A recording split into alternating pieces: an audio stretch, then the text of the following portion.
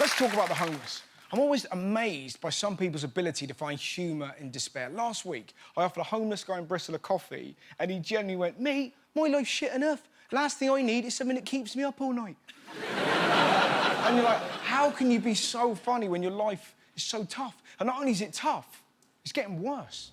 There's now over 300,000 homeless people in the UK. That's 1 in every 200. In England's worst hit areas, 1 in every 25 people are homeless. 1 in 25.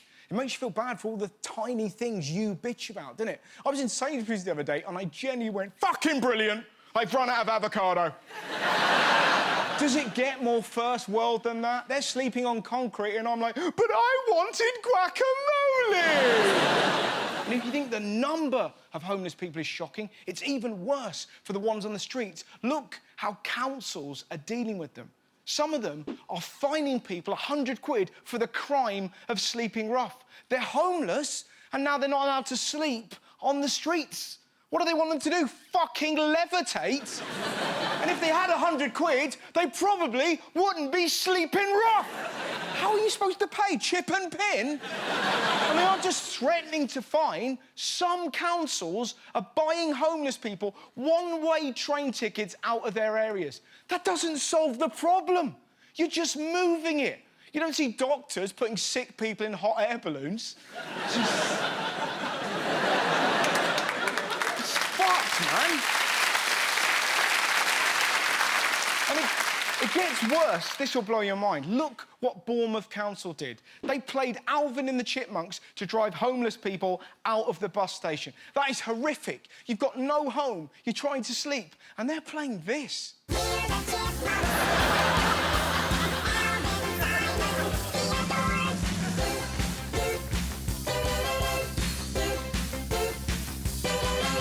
Fuck off! People are struggling. They need help, not songs. We wouldn't do that, would we? You wouldn't go up to someone with diabetes and go, "I don't think you're ready for this jelly." I've been run over. The wheels on the bus go round and round. I've got chlamydia. Goodness gracious, quick balls of fire. We wouldn't do that. And to be honest, it's not just councils. We're just as bad. More than half of us admit to doing nothing when we see someone homeless.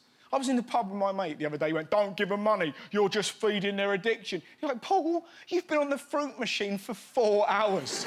They'll spend it on drugs. What do you want them to spend it on? Broccoli? They'll waste the money. We all waste money. Fuck me. I've got 3 spiralisers. I once bought a Kendrick Lamar T-shirt online from China. Turns out small in Beijing is really fucking small.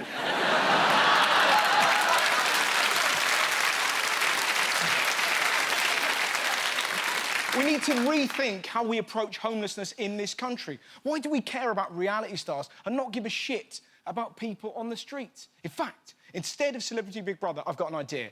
Instead of voting pointless celebs out, why don't we put the homeless in? Or we could put pressure on councils to do what they did in Vancouver. They had covers, so if you can't get into the shelter, at least you don't get rained on. I'm not saying we should copy everything in Canada. They call pint glasses growlers. That's just asking for trouble. I had 5 growlers last night. Fucking hell. But don't get me wrong. There are things you can do. If you've got some spare food, you can take it to a community fridge.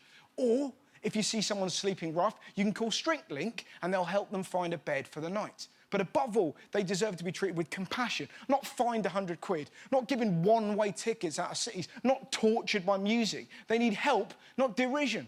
Don't dismiss them as tramps or beggars or junkies. They're people with hearts and souls. And never was this more beautifully illustrated than this story. Look at this.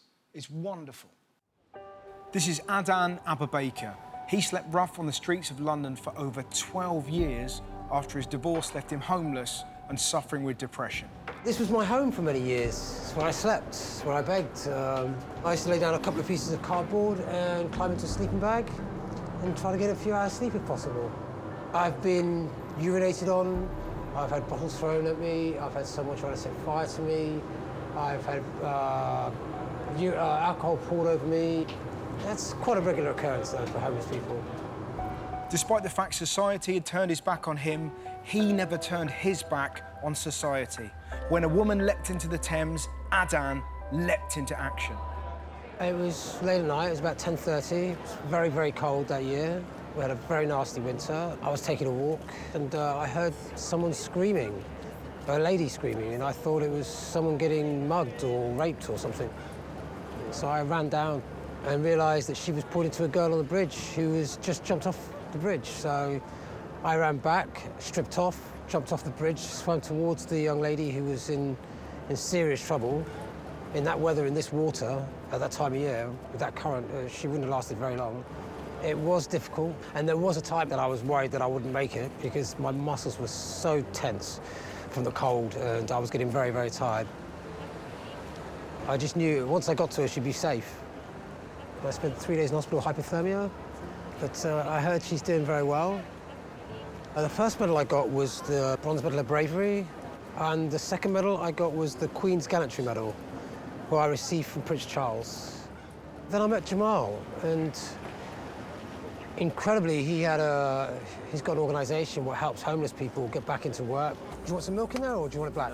It's mind-boggling to think that people are walking past somebody who's literally a real-life hero, and we just don't know he exists. We don't know who he is. We don't know what his background is, and that's purely because as soon as he sits on the street, he falls into that box of being homeless. Thank you very much. Bye-bye. I can see the light at the end of the tunnel. Every day's getting a little better, so things have changed dramatically for me. What a hero.